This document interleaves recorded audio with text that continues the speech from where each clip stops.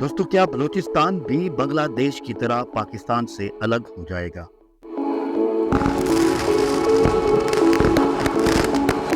یہ سوال آج کل بلوچستان کی بدلتی ہوئی صورتحال کے تناظر میں بار بار سامنے آتا ہے۔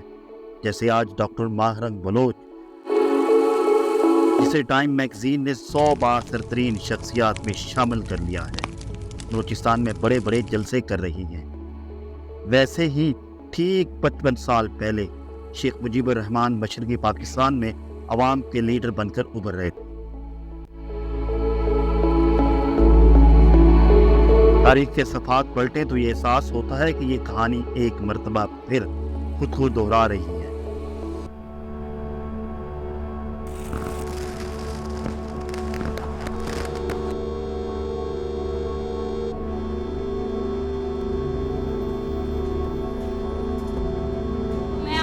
میں مہرنگ آپ سب کی ہمت اور جرت کو سب سلام پیش کرتی ہوں۔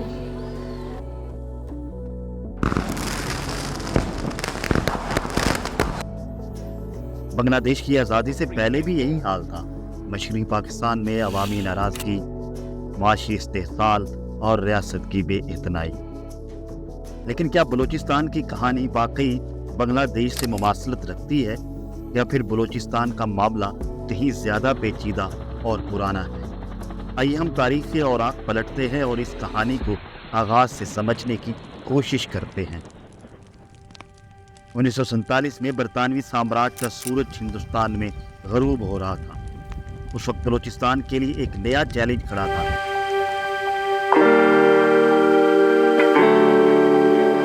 اس خطے میں 4 مختلف ریاستیں تھیں: کھاران، نسبیلا، مکران اور سب سے اہم کلات۔ کلات کی قانونی حیثیت بر صغیر کی دیگر ریاستوں سے مختلف تھی۔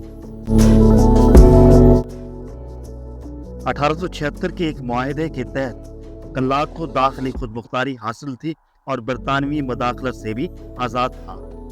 1947 میں جب برصغیر کی تقسیم ہوئی تو خانف کلات میر احمد یار خان نے اپنی ریاست کی مکمل آزادی کا اعلان کر دیا۔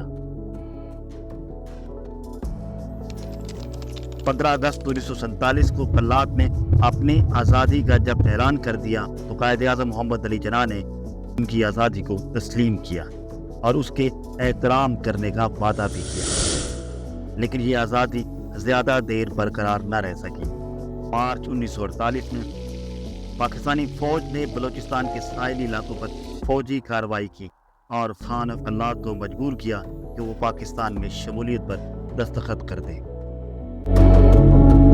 لیکن یہ تمام کلات کی عوام میں بے چینی اور عدم اعتماد کا سبب بنا۔ خانف کلات کے بھائی پرنس کریم نے بغاوت کا اعلان کر دیا اور پھر وہ افغانستان چلا گیا، جہاں سے اس نے منظم بغاوت کا آغاز کر دیا۔ یہ بغاوت 1948 سے لے کر آج تک مختلف ادوار میں جاری ہے۔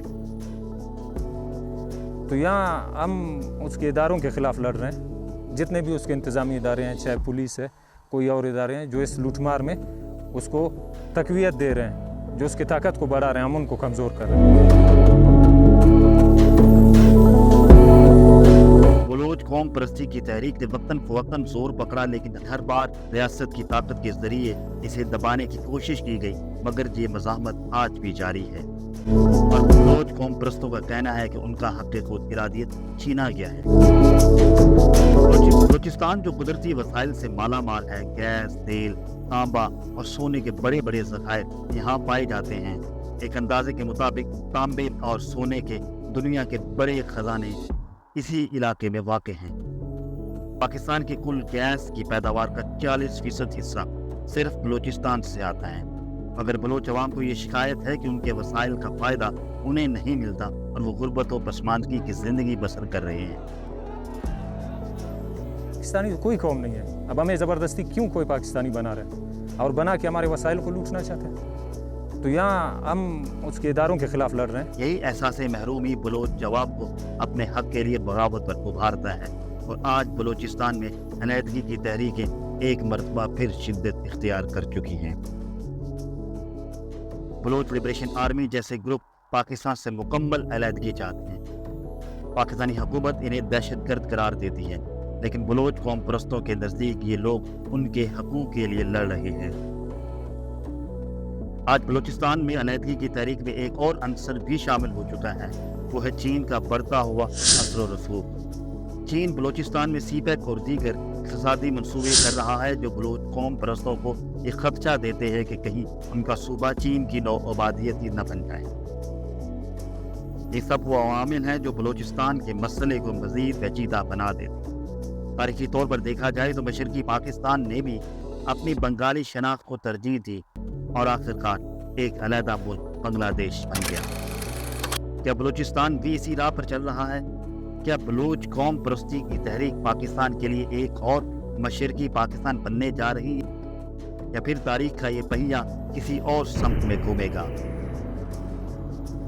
बलूचिस्तान की कहानी अभी मुकम्मल नहीं हुई। ये खित्ता कई दिहाइयों से जद्दोजहद कर रहा है और आने वाले वक्त में ये जद्दोजहद किस रुख पर जाती है, ये देखना बाकी है।